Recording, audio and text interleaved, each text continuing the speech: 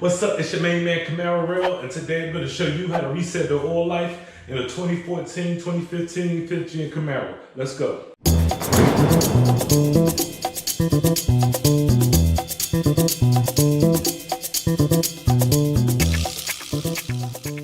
So the first thing you want to do is once you change the oil, you got everything situated, you're back in your car, turn the car on to the point where the dash lights come on and stuff like that. Now, first what you're going to want to do is on your turn signal over here, you want to hit the button right here, this button right here, until it says vehicle information menu. And once you hit vehicle information menu, mine was already set on oil life, but you may have to scroll through.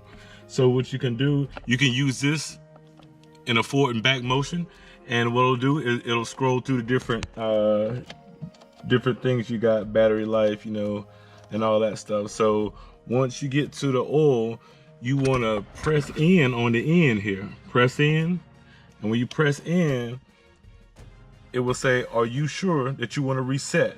And then you use this right here again and hit the toggle.